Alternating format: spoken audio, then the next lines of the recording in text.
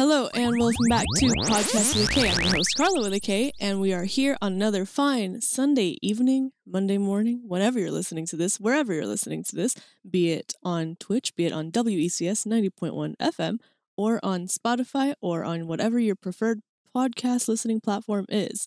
We are back after a few week hiatus due to real life and also my birthday. I'm 26 now. And I wanted to dedicate today's episode to 26 things that I've learned in 26 years because here's the thing. Last we spoke, I was interviewing the T-Ville Mural Project, and in the latter half, my reflection upon the interview, I got to talking about some stuff, and I went on this pseudo-motivational tangent of if you want to do something, just do it. And I wanted to talk about, things that I've learned because that is indeed one of them. If you want to do something, simply just do it. Like, I know we all talk about, I don't know who we all in this context is, but I know that we talk as a people about, the energy that you put out is the energy that you get in, right? Or the people that you surround yourself with are the ones that build you up, or, whatever it is that you manifest. The intention that you expel into the universe is the energy that'll find you. So we're going to kind of go down this list. I have a list of quotes, I suppose, that sum up these life lessons. And we have 26 to get through in this hour. So I think we'll jump right into it. Your intro song today was I Hope You Dance by Womack, which is one of my childhood favorite songs. And that's kind of going to be the theme that our songs follow as well. Songs that either taught me something, or songs that I've learned from, or songs that embody one of the teachings that I've found myself learning from. Because I think music kind of encompasses who I am as a person, in that, not in a unique way at all, but the songs that I like are songs that I usually relate to or live vicariously through. And I most recently made a playlist called, is it Mirror or Mirror? I think. Is it Mirror or Mirror? Whatever, however you say that word, right? The thing that you look in and it shows you your reflection. Meaning that it's a playlist that are songs that I think are a reflection of myself. So either songs that the lyrics could have been autobiographical, or songs that I, found a strange little parallel to another person out there who wrote that song about something in their life, which ended up being something that I could connect to something in my life. In any case, along the lines of our first thing, which is if you want to do something, just do it. That's number one. Second thing that I've learned is from a Lemony Snicket book. I think it's from Series of Unfortunate Events. Probably from Series of Unfortunate Events, which is do the scary thing first and get scared later. That's kind of been my mentality ever since I read said book. I won't say ever since I read said book. Maybe ever since I reread said book. It's been more recent than that. And I definitely have picked that up as my motivational phrase in these last few years, where I found myself being kind of dragged back down under by fears of uncertainty. Because, when you are a person like me who sets everything in their life up for supposedly guaranteed success, and then some extenuating circumstance comes up, thank you, pandemic, for the silver lining of that phrase, which I now throw into every conversation ever. Whenever something happens that's beyond your control and, it shakes up your plans and you can't do anything about it, what are you supposed to do, right? You have to roll with the punches, so you have to find something else to do, which is scary, The unknown is scary. So in these situations, I find myself saying, do the scary thing first, get scared later. And that goes for a lot more than just oh no, life is different now, This goes for anything from talking to a new friend, or submitting a new application, or trying a new food, or going, on a freaking raft boat thing in the Everglades to go look at alligators, which is a thing I did, by the way, during a work trip, which was also done in the spirit of do the scary thing first, get scared later. But it's been a fun way to live life because I feel like I'm kind of getting back this attitude that I had in childhood, which I was a lot more daring.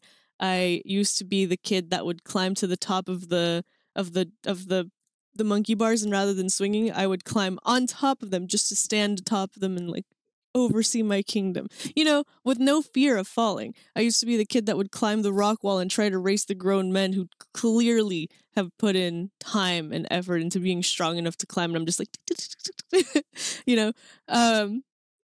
and I feel like at some point I lost that. Usually adolescence, it seems to be a running trend, not for myself, but for a lot of people.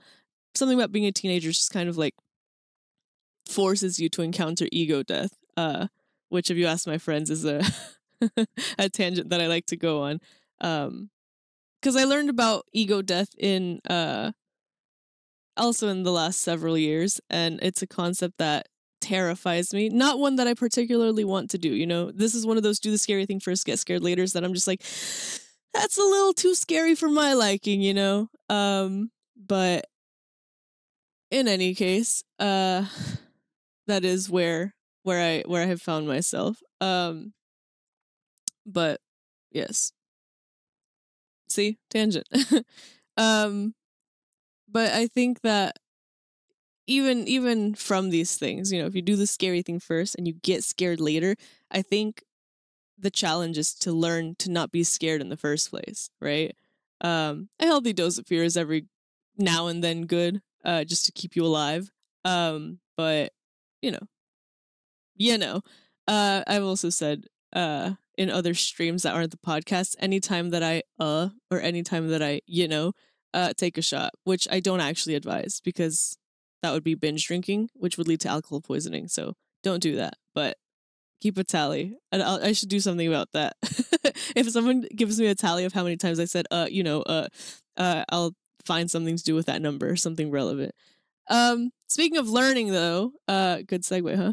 Another thing that I've learned is that every conversation is a learning opportunity, which is a mentality that I took from Jared Padalecki, I think, during some supernatural convention panel, which I was very into in high school. And I've kind of taken that with me, even if the lesson that you learn from that conversation is that that's not the type of person that you think you could learn from. That in and of itself is something to have learned. And that's how I approached any conversation, almost to a fault.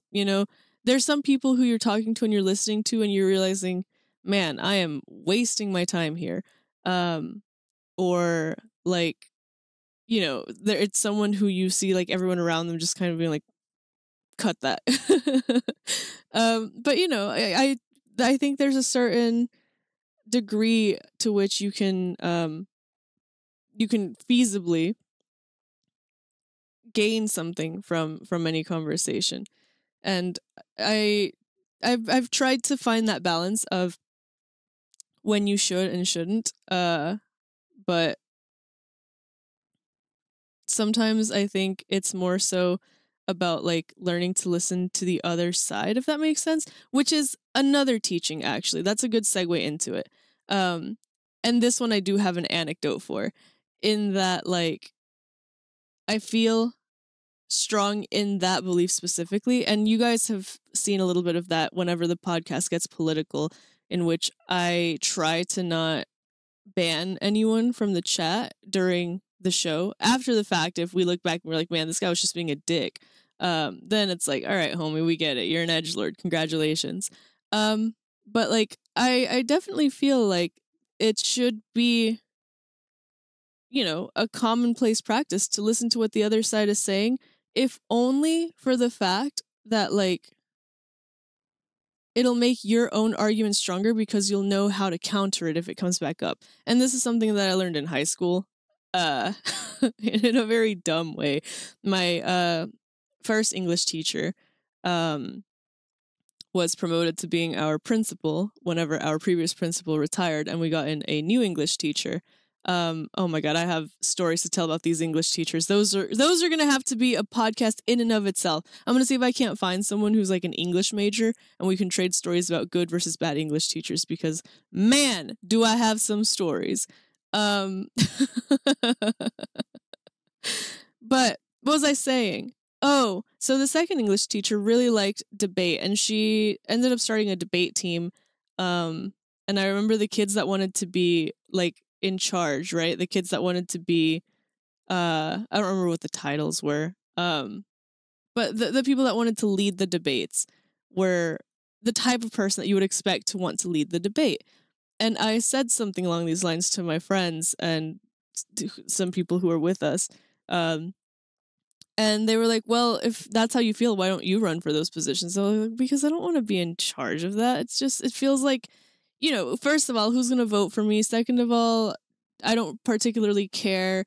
Third of all, like, I feel like I'm just going to be arguing with them. And it's like, well, yeah, it's debate team. And I was like, we'll see. So the day of the voting comes around, and one of my friends throws my name in the ring, and I actually get voted into the position of head judge, which I thought was very amusing. But fitting, because for this role, you have to be able to be impartial. You have to be able to shed your skin and set your own opinions and feelings aside, which was a challenge for me because I feel like my instinctive reaction was to get angry. Whenever someone countered my argument. So it helped in that I was able to learn how to pick my battles, which honestly, that's teaching number 5 here. Pick your battles. You don't have to be involved in everything. You don't have to do everything. You don't have to know everything. If it matters to you, it matters to you, because there's something that matters to everyone, but you cannot physically care about everything. You do not have the time to care about everything. You can care about as much as you can care about, but you have to pick some things that you're just going to have to let go and accept as the way of the world or as somebody else's burden to bear. Because otherwise you're just going to get weighed down by everything. And then you're going to end up in one of those situations like the Kardashian meme where the one loses her earring in the ocean and the other one's like, Kim, there's people that are dying, which is a top tier line and one that I've picked up and said a lot in my own conversations. What was I saying though? Back to teaching number 4 about the debate team head judge.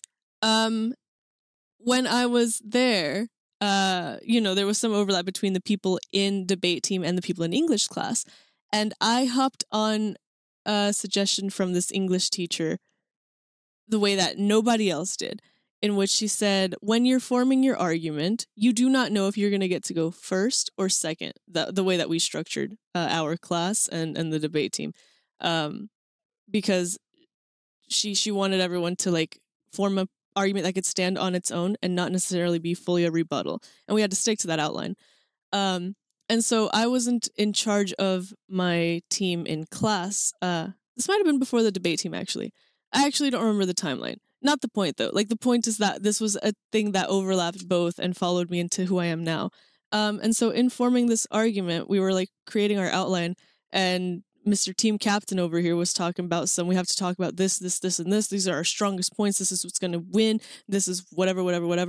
And I was like, not to play devil's advocate here, because no one likes devil's advocate, but to play devil's advocate, I think we should consider that if we say this, they will counter with that. Personally, I would counter with that because I don't agree with this. But since our role is to argue for this, I'm just saying, if this were me, I would attack this point specifically because it seems strong, but it's almost like a strawman argument. All right. And so after a lot of back and forth, I convinced my team to format our argument as, I believe this, and some people might say that, but to those people, I would say, bam, right? And so we ended up going first, which is perfect because we said our argument, and everything that we had said as a thing that could potentially come up did come up, because that was their entire argument. Their entire argument was focused on attacking the point that they thought we would make, and they didn't form any solid structure of themselves. And everything that they had for like a standalone argument, we had already targeted in our introduction because we kind of broke off into those tangents, right? Like we were like, we say this, people are going to say this, to those people we say this. And also, bop, bop, bop. And the bop, bop, bop was exactly what they talked about. So we were so prepared, and we won that debate by so many points. And I was like, yo, you know what? This is the way to be. Play devil's advocate with yourself whenever you want to make a point, because not only will it help you be prepared in an argument, you don't have to be prepared for an argument all the time, right? Like, you don't have to always be arguing. But it'll also make you more well-rounded in what you know and what you're talking about, because you've already put in the time to learning what like an opposing standpoint would be, which in and of itself makes you learn the details of insert topic and or issue here so much more intricately, right? So you're able to like speak about something because you know about something. It doesn't have to be you sounding like you're bumbling around your words or trying to grasp at straws to make an argument. I don't know why straws and strawman argument here. What does this mean? In any case, you know, it helps you seem more prepared. And you will be more prepared because you will know what you're talking about. And so this brings me to my next point of, even if you have the right answers and you're getting nowhere, it could be that you're asking the wrong questions. And I had a really sick story for this that happened in the last couple of days that I immediately forgot, of course, because as I was having that conversation, I thought, man, I should write this down for the podcast, which is a cursed sentence, because if I don't write it down, it means I will forget it, because in my mind, I was preparing to write it down, which means I didn't commit it to memory. But then I didn't write it down, so it's not committed to memory, and it's nowhere to be found. But I stand by that statement, right? Like, if you see somebody crying and you're like, are you okay? Clearly not, man. Wrong question. If you ask, who hurt you? Why does that matter? They're hurt already. Like, you can't unhurt them by dealing with whoever hurt them, right? Revenge is a very short-lived victory. And that honestly should be another teaching as well. That's that teaching number 7. Let's call that teaching number 7. I'm amending my list. Revenge is a short-lived victory. And that one I don't speak out of personal experience. I don't think I've ever been the type of person to seek revenge, but I have seen other people go out of their way to try to ruin someone else's day. And it just, you know, there's always a tomorrow, and then you're back in feeling gross about the situation in general. What was I saying? This wasn't the point. This brought me to my next point about the right questions, and the wrong questions, and the right answers and the wrong answers. And if you ask somebody, you know, what's wrong? That's closer, I think, to the right question, right? Like, if they want to, or do you want to talk about it? Because those are questions that will lead to progress in the situation, right? And it doesn't have to be something like that, like emotionally charged. It could be anything. Like, if you're a detective and you see a broken door and you ask, who broke it? That could be the right question. What were they looking for? I think is probably maybe a better question. What did they break the door with? Would help you find out who broke it, right? But like, you're trying to find the target. Whatever it is they were looking for kind of narrows who you're looking for. I've been watching True Detective. If you couldn't tell. But honestly, on the topic of True Detective, I'm going to go ahead and segue into another point, which is take people's recommendations, take people's suggestions. I feel like people are always like, oh my God, you should watch this, you should listen to this, you should do this, you should do that. And in today's day and age, there's so much content, and it's so easy to get swept up into all of this content. And it really doesn't take you more than maybe, an hour or two max if they suggest a movie, just to try something, right? Watch the pilot episode, listen to the title track of an album, hear the first 10 minutes of a podcast, watch the, pilot of a show. Did I already say that? Listen to a new radio station, whatever it is. Listen to WCS 90.1 FM, by the way, especially if you're in Connecticut. Listen to people's recommendations. You might find something that you really like me right now with True Detective, holy cow. Or you could simply make somebody else's day because you took their recommendation for real. There was a girl in high school that was always telling me, you should watch the A-Team. You would love the A-Team. And I always told her, yeah, I'll watch it next week. Yeah, I'll watch it next week. Yeah, I'll watch it next week. And I never watched it in the time that I was at school with her. And she called me out for it. She's like, are you ever going to actually watch it? I really think you'd like it. If you don't want to watch it, you can just tell me I don't think it's for me, and I'll just, I'll recommend something else. if you want a recommendation, that is. And I was like, no, like I keep meaning to watch it. It's on my watch list. Like I've looked at the description. It looks like the type of movie that I'd like.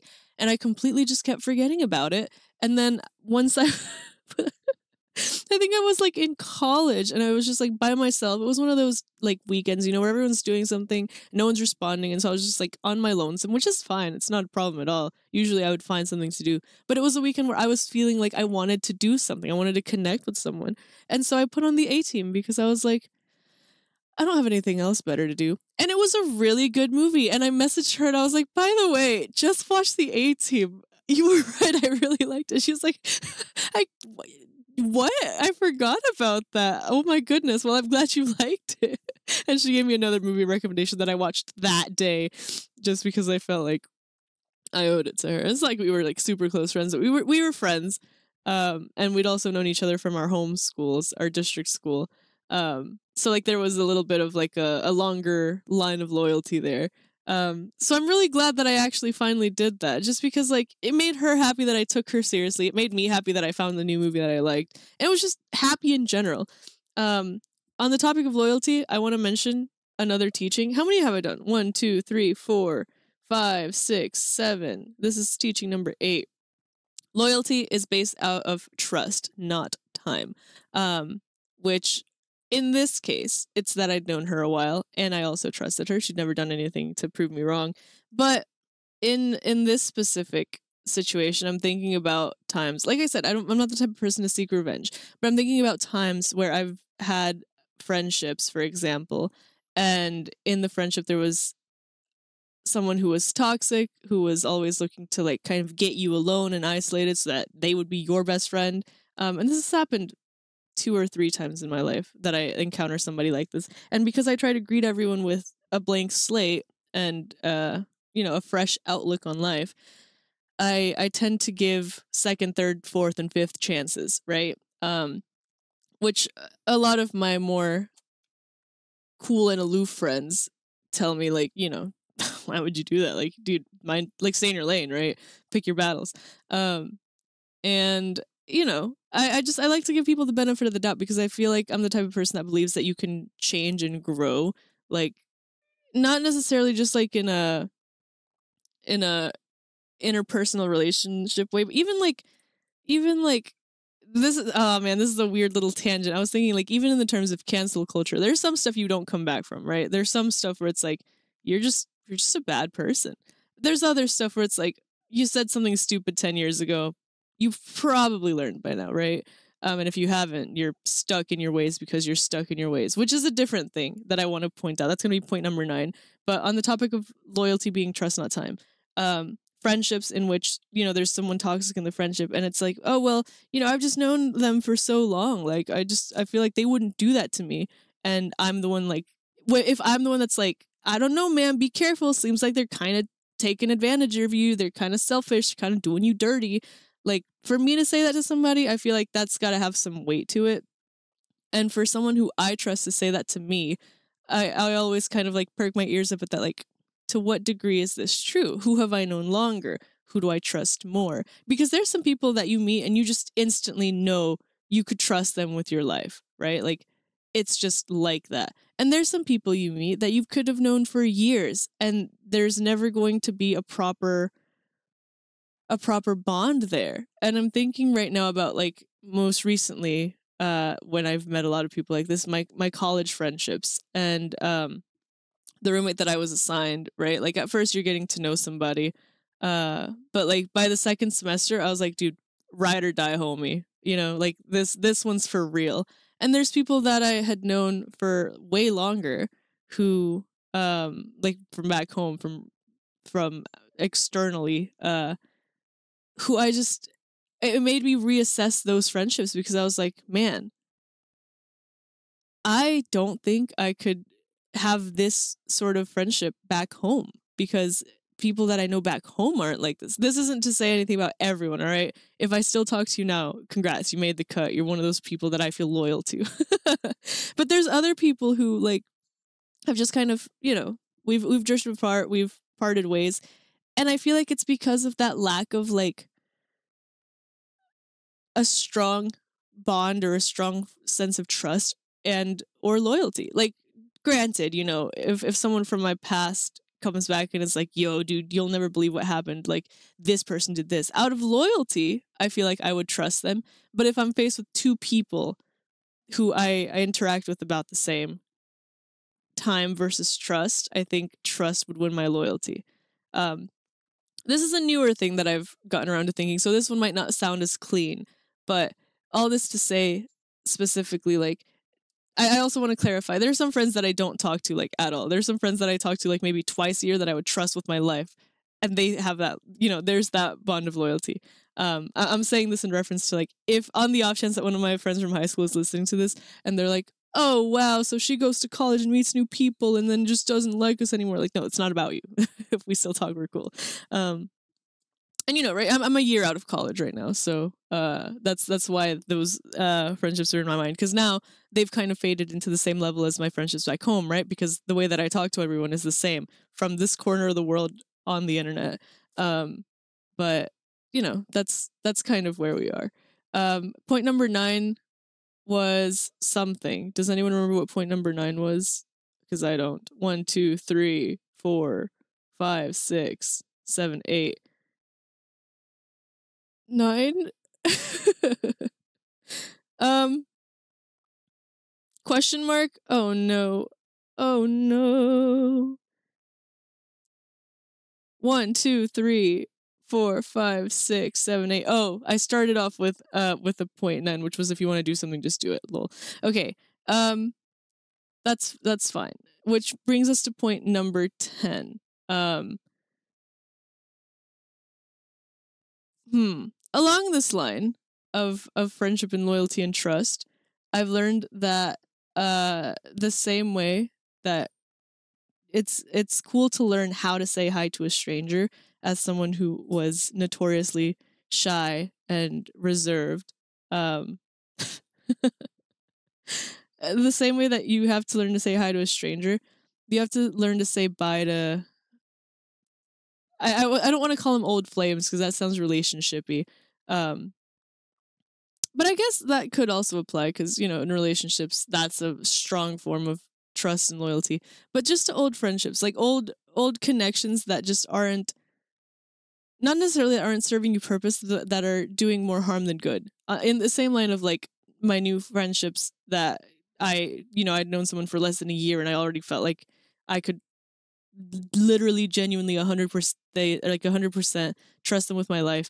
They would never do me wrong, and to this day, you know, those bonds are strong. And it made me reassess some friendships back home.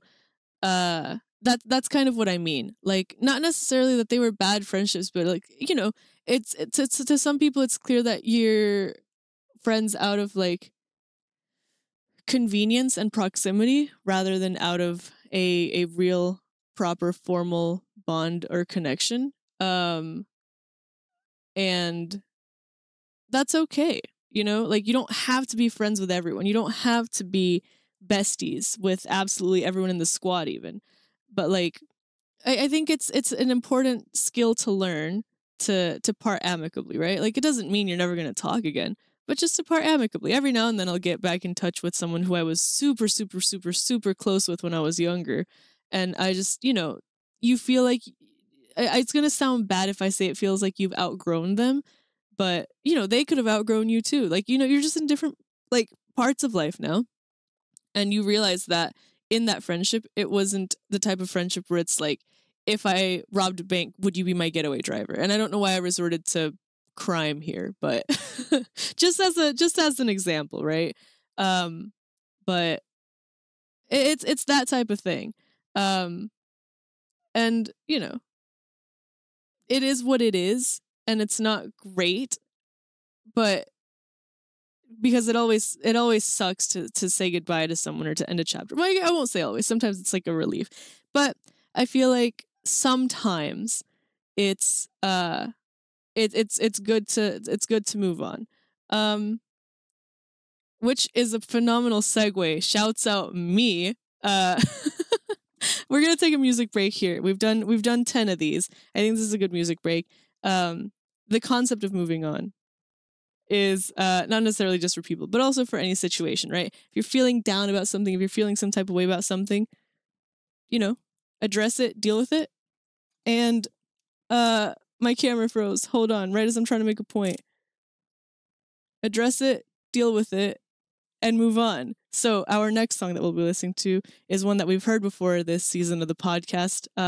Our first guest, Zachary Charles of Arizona, has been working on some stuff, so the song has been stuck in my head. But it's also a good little segue here. So without further ado, here is "Moving On" by Arizona's latest album. Go stream it. Also new tour. Go to it.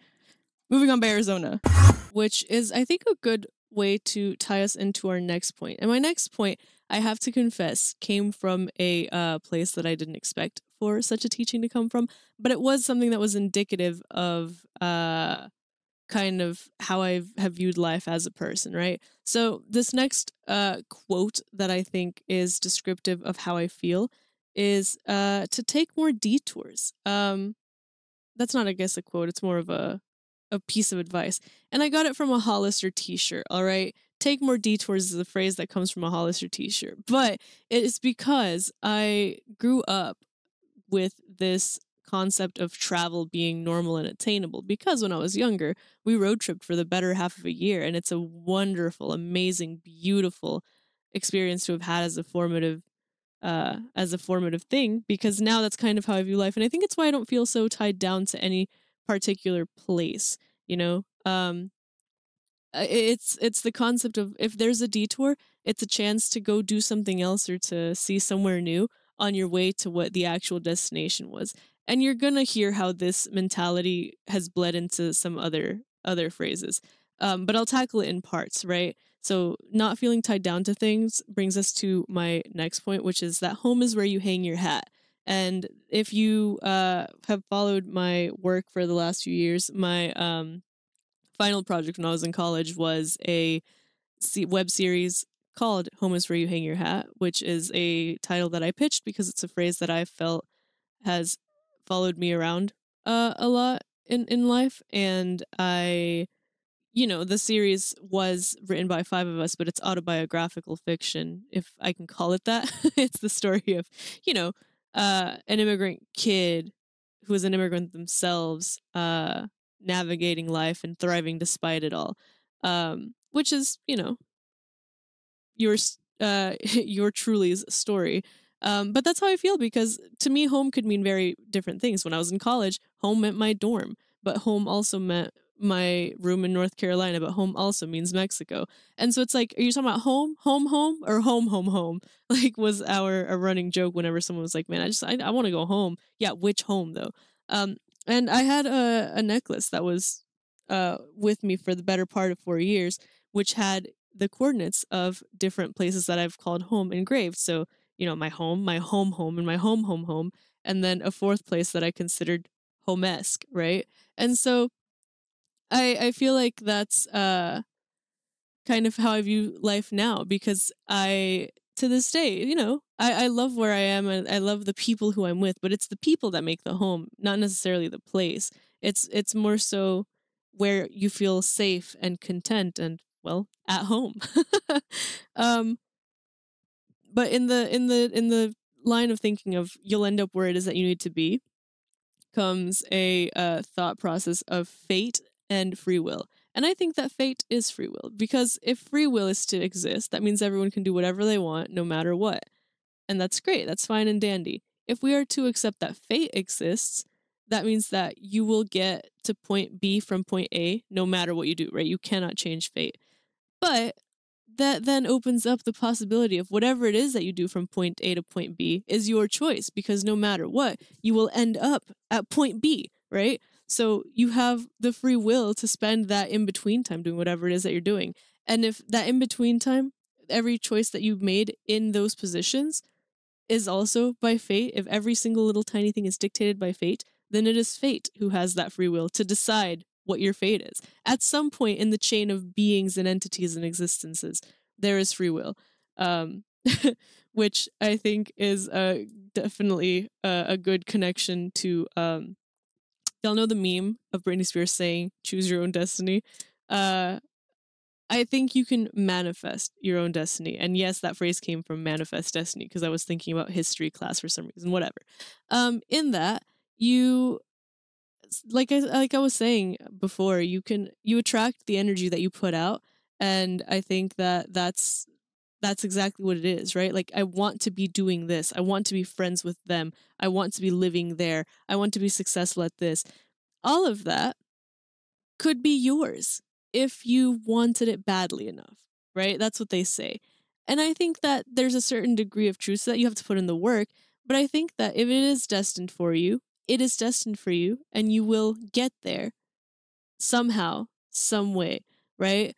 And that being said, I think you have to put in some degree of work to get there, right? Like, you can't just expect everything to fall in your lap. But you knock down that first domino, and the rest all follow. Um, and I think that that's an easier way to look at life, right? Because if right now I'm suffering, if right now I'm going through it, that's not to say I'll be here forever. There's some stuff that you can't get out of, right? There's some stuff that again is beyond your control. So I'm not saying like, oh, you're only suffering because you want to be. I'm saying that like someday you'll get out of that, and someday things will be good, and someday things will be better, because that's your destiny, because that's what you want, right? You don't want to be suffering, so you will manifest no longer being suffering, and then you will be no longer suffering. However that happens, right? I think that there is a point in your timeline in which, strong enough will can shift your trajectory. Otherwise, existence is very bleak, and I just refuse to believe that. Um, but with that in mind, I think that the next quote that I will bring up is that your perspective is greater than your problem. Meaning that originally I was going to say mind over matter, but I don't think that that's the right phrase here, because I disagree. There's some stuff that your mind is not over the matter. But the perspective over problem mentality is more so to say that, like, whenever you are encountered with a problem, it's not so much that you have to look at things, look for the silver lining, or look at the glass half full, or look at things upside down, however you want to look at it, right? More than anything, I think that the perspective of the problem is what matters here. In saying that, I mean that whatever it is that you have to do to overcome said problem, that's the perspective that matters, right? How you're going to deal with it, how you're going to roll with the punches, how you're going to manifest your own destiny. Um, because I think that people forget that you're more than your problems, right? Like, you're more than your issues, you're more than your setbacks, you're more than your struggles. Sure, they're all a part of you, and they're defining characteristics of why you are the way that you are. Um, but I think that the perspective matters more. I've said this before. Like, all of my personal struggles and setbacks, and diversity points, even, like, great, sick, love that. Nothing I had any control over. All I did was overcome it. Which, like, yeah, sounds dismissive, but it's like, yeah, I put in the work to overcome it. Great, sure. Now, can we talk about the things that I want to talk about? I don't want to sit here and tell you my tragic life story all the time, right? I want to talk about the things I care about, the things that I love. And I think that that's what I mean with perspective over problem, right? Like, your outlook on life, you can either let yourself be defined by your problems, or you can accept them as a part of who you are and focus on the things that you do want to do, the things that you do want to be known for. Um, which brings me to my next point, that sometimes you just have to accept that you don't have any control over external perceptions of you, which I know what I just said. I know, I get it. I said it. I heard it. I planned it. I wrote it. But by this, I mean that, like, you're always going to be somebody in someone else's story. You're going to be a supporting character. You're going to be an extra. You're going to be the plot point. You're going to be the exposition. You're going to be the bad guy. And there's nothing you can do to control that, right? Like, I've had situations in which I'm sure that I've been the bad guy in someone's story, not because I go out with the aim of being vindictive and malicious, never. But for something as simple as, I didn't see someone walking behind me and I didn't hold the door open for them, and they had their arms full of stacks of very fragile egg crates, whatever it was, right? There's stuff that you do as a person, just existing in your own little thought bubble, that you don't realize has an impact on someone else's life. It's the butterfly effect, right? And that being said, there are situations in which I have realized that the way I handled a situation, the way that I talked to somebody, probably wasn't the best or most conducive for a positive experience. And in such situations, there's some in which I got the chance to apologize, and I did, and everything was fine, and we all moved on. And there's others in which I was never given that chance. So rather than sitting here in remorse for what I could or should have done, I've made my peace with that is one variant of my existence that somebody knows. But from this point onward, should I ever be faced with that existence again, I will simply handle it differently. I will do something else. I will do what I can to not be that character anymore, right?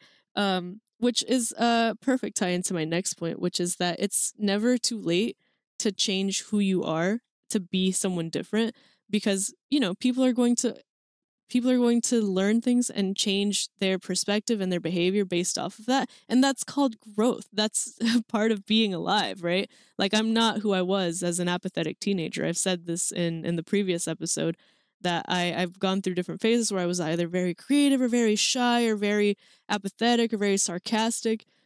And now I am who I am, which is, I think, more open-hearted and optimistic, and I kind of love this shift. And it was a very conscious, deliberate choice to no longer be so jaded to existence, because it's like, what was the point of that? If I was who it was going to be for the rest of my life, then that would have been a very boring life. And I like how I see things now. I like greeting things with a smile. um Granted, there's some stuff that you should be cautious about. Yes, sure, whatever. We're not talking about all those situations, right? We're talking about being optimistic, um, which is, again, a point that I want to reiterate as a separate point, being that you are ever changing. And with that in mind, that doesn't just stop at your personality. That extends to, like, who you are and what you do, right? Like I mentioned, again, I'm gonna draw a lot to that part of the episode last time, because it's a tangent that I went on accidentally, but one that I think is super important. Um, because, I said I wanted to be 5 different things, and I will always appreciate that English teacher for not telling me, oh, you have to pick one. Like, yeah, you can do it all, but you're gonna need a lot of time and a lot of money. It's like, great, I will simply make the time and money for all of those things. I'm not who I was going to be. In high school, I was going to go into STEM, I was going to go into architecture, I was going to go into space travel, but I couldn't hack it in calculus, and I can be sad forever about it, or I can just make my peace with it. I chose the arts and move on. I didn't even go into the arts I originally wanted to go into. In middle school, when we had to submit our standardized test results, I was either going to go into music or film. I ended up not going into music at all, although I guess I did work at the radio station for a while, and I did get a film minor. But my primary focus was on graphic design and communications. Like, I originally wanted to be an artist. Like, when I was a kid, I wanted to be a painter, which is something that I accidentally found myself doing now. So, this is a very full circle way of explaining why these are the teachings that have stuck with me, because these are the things that have followed me through life. And on the topic of the arts, I think that I would be remiss if I didn't mention that a strong thing that I've learned is that you need to learn to kill your darlings, which I know what it sounds like, all right? I feel like I need to clarify. I feel like I don't need to clarify that you do not need to kill people. You do not need to slay, or whatever the vine said. The phrase kill your darlings is one that you'll know if you're an artist, and I mean that in any scope of the arts, meaning that sometimes something that as a standalone is perfect is not the perfect fit for the whole project, right? Whether that's a perfectly straight line, but you were painting waves in the ocean, or a beautiful rhyme, but you were writing in prose, or a beautiful scene, but you were going for chaos, different things like that. Sometimes an individual element is not what is needed for the perfection of the final project, and that's fine. And you don't have to delete your files, you don't have to scrap your painting, but you have to learn to let go of things that don't suit you. And that goes for the arts as well as, I guess, people, which is a good segue into my next point, which is that some people are where they are for a reason. And I'm going to connect that to, I guess, to another point that I was going to make, which is that not everyone or everything can be fixed, which I guess ties into kill your darlings a little bit, in that, you have to take things from who they are. And I'm going to draw 2 quotes in, one from my mother and one from my father, being, you have to take things from who they come, and every head is its own world. So this kind of all can be tied into accepting the concept of Sonder, which is that everyone is living their own existence in their own rights and their own feelings and their own thoughts, right? In that, if a clown tells you, yo, your shoes are funny looking, yeah, because they're used to looking at clown shoes all day. So of course they're not going to like your shoes if they're not clown shoes. But you look at a clown shoes and you're like, look who's talking, right? So you have to learn to take things, whether that's praise or critique, from who it's coming from, right? And that being said, there's some people who are where they are for a reason, right? Like I'm here doing this podcast for a reason, being that I like to share my opinions and for some reason people like to listen, right? I'm on the internet because I have found a community on the internet, right? And that's why I'm here talking to the people on the internet, apart from the people in real life. Or, and I'm saying this like in spaces that I find myself in, right? Um, and that's true of other people, both in positive and negative ways, right? And again, there's some extenuating circumstances that you can't escape from, whatever. That's not what I'm talking about. I'm talking about the places that you find yourself in with the type of people that you find yourself in, right? I've heard the phrase a lot that you are who you surround yourself with, and I only agree with that to some degree, because I think it is possible to, walk on fire without getting burnt. But you have to be aware of your surroundings, and that some people are a product of their environment because they have not put in the effort to separate themselves, to become their own person apart from that. And a lot of these are just things that you have to accept. And the same thing goes for circumstances. There's some things that are just beyond fixing, and you just have to learn to accept it and move on and roll with the punches. And that's that. And you also have to have that grace for yourself, right? Because kind of going back to like, you can be who you want to be at any given point in your life, right? Like, in the concept of everyone's ever changing, and it's not ever too late to like try something else or start something new.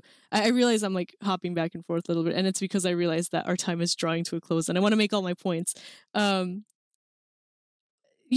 Morgan Freeman didn't start acting until this age. Vera Wang didn't design a dress until that age. Like all of those concepts have those those Facebook posts or like books and stuff that mention that. My senior quote was from a book called Struck by Lightning. And the quote that I chose was, "You have to tell the world who you are before it tells you, otherwise you get stuck pretending to be somebody you're not." And that was directly in response to my principal, who told me that she didn't want me to use the quote, "I have little small things that I want to do, like rule the world," because she was like, "Is that really how you want to be remembered?" And so the quote that I chose was in response to that. And I ended up putting the quote about ruling the world on my graduation cap when I finally got to go to college. So it all came full circle. I'm very contently who I am. Um, but another quote from that book that stuck with me. It also has a Netflix adaptation if you don't like reading. So again, Struck by Lightning is what it's called. And there's a line, and there's a part in it where the main character is talking to this girl, and he's like, "When did everyone change? Like, when did everyone stop caring about what happens to them? Like, when we all went around and said what we wanted to be when we were kids, you said you wanted to be a ballerina. So why not? Someone has to be a ballerina. Someone has to be a Nobel Peace Prize winner. Why not us?" And that's a mentality that has followed me ever since, because, as I mentioned, I've always wanted to do a lot of things and be a lot of things, which I think is a good way to bring us into our music transition here, which I mentioned last episode that I was stuck between the Fall Out Boy song and another song.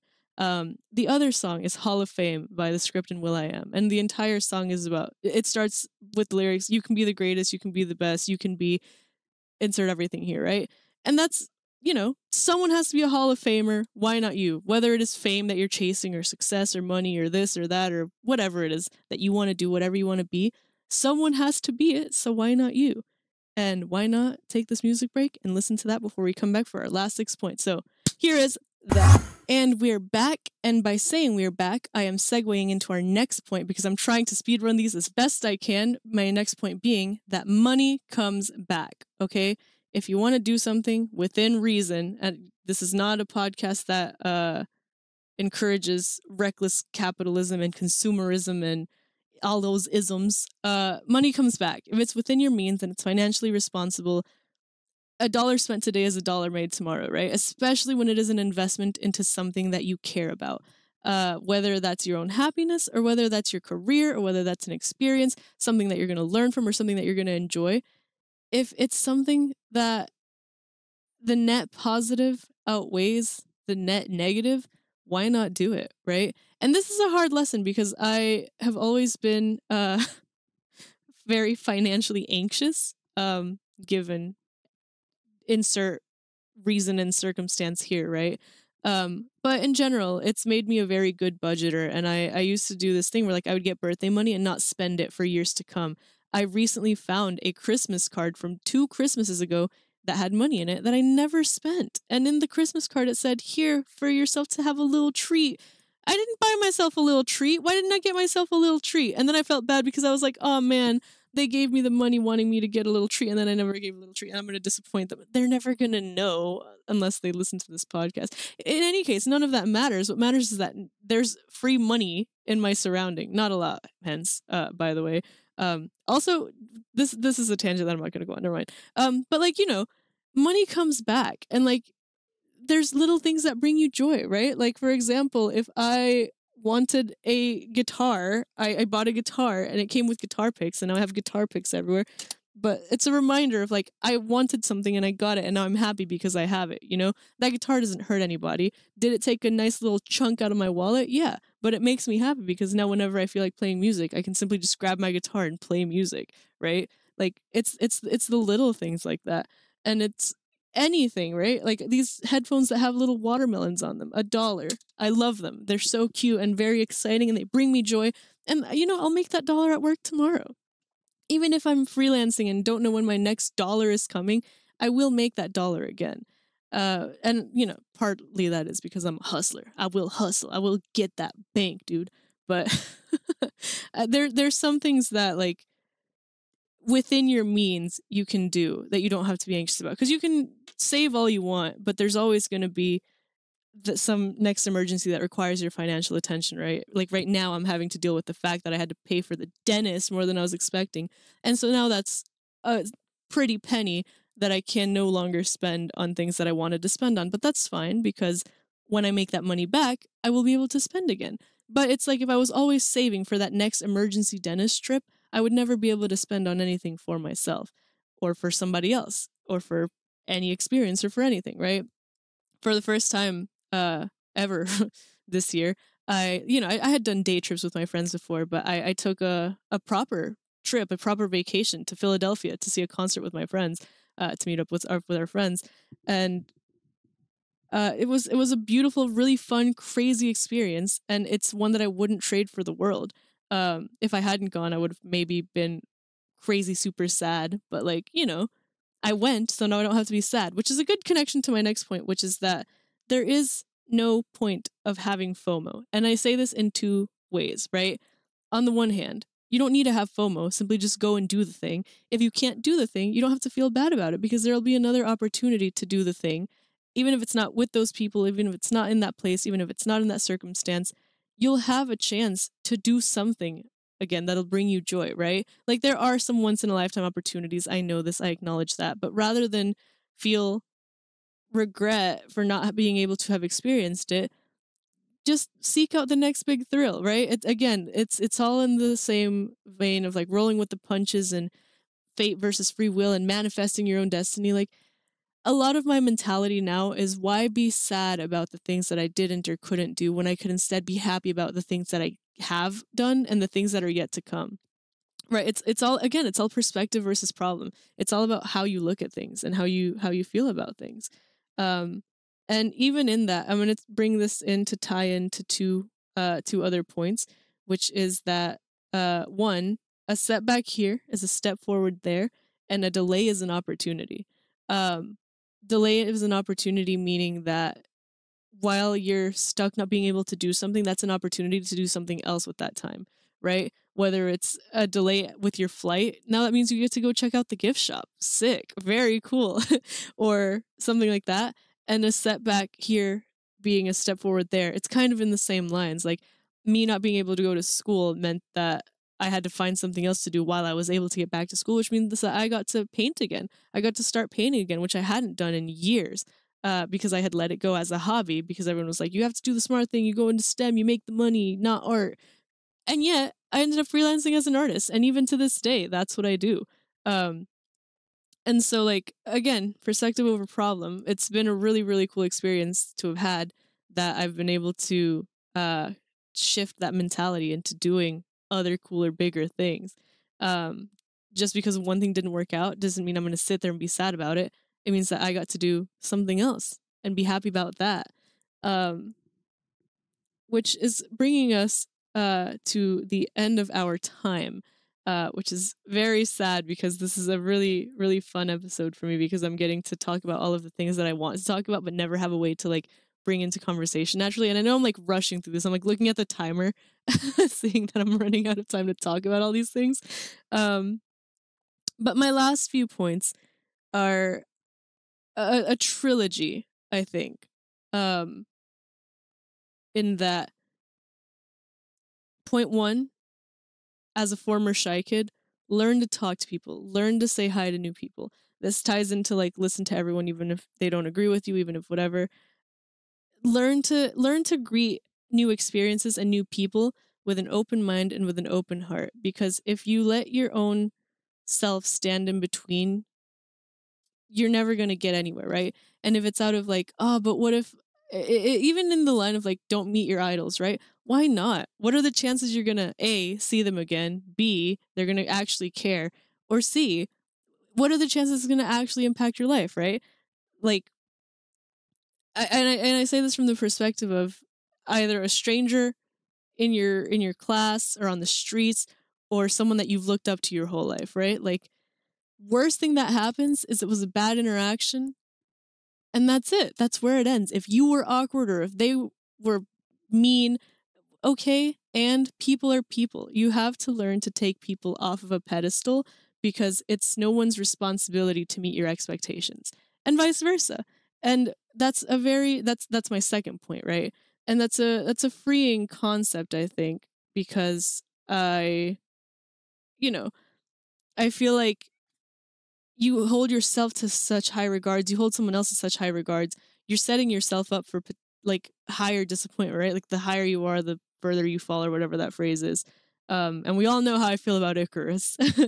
um, but I think once you release that and learn to take things at face value, learn to take things from who they come, it's easier for you to go through life and like kind of shed some of that anxiety and apprehension and reservation, and be able to see things from a different point of view that allows you to be more I guess free spirited about things, which I think brings me to my final point quite perfectly. And I definitely got this from like some Tumblr post somewhere, but it's one that stuck with me. Um, just as like internet lore, which is to love recklessly. I have mentioned that I have been a lot of ways in the past, and the cynic that I was versus who I am now. I think that the best advice I could give anyone would be to love recklessly, because if you don't get it back, who cares? You are putting out that energy into the world, and this isn't to sound like some hippy dippy nonsense. Okay, I still very much am who I am. Like, there's still a degree of cynicism, but for someone who finds it hard to say I love you to people, for whatever reason that may be, I don't know, I haven't figured that out. I'll let you know when I figure that out. For someone who struggles with that, I try to show that love in as many ways as I can, right? Whether that's being there for someone or doing something for someone, or just, simply existing in each other's presence, right? Like, sometimes you don't need someone for something. You just like their presence. I do my best to greet people with love and joy as much as I can, because you don't know what day anyone's had. They don't know what day you've had. And so if I go around with a frown, I'm going to be greeted with a frown. If I go around with love and I'm greeted with love, great. If I'm not, doesn't change anything. I still have that love inside, right? What's that line from I Will Survive? All my heart to give. I've got all this love to live. I will survive. Whatever. I'm not gonna sing for y'all. Whatever, right? Just love recklessly. Give love, be love, embody love, be light. That's I think it. That's my final takeaway. Just love recklessly, right? Put out more into the world. Be the person you want to see in the world, all right? And have the day you deserve. That's, I think, my sign off for today. So that, my friends, is 26 things that I have learned in 26 years. And without further ado, I will be signing off. This has been Karla with a K for Podcast with a K. I leave you with one more song, which is Me Vale by Mana, which is in Spanish. It's dad rock, and I love it. Also, Mana was a phenomenal concert. If you ever get the chance to see them, go see them. The basis of this song is, if I'm not doing anything against anyone, why does it matter what I do, what I say, how I dress, what my hair looks like. And I know y'all know that I don't care what y'all care about what my hair looks like. If I want to have neon hair, I'm going to have neon hair, and y'all can't stop me.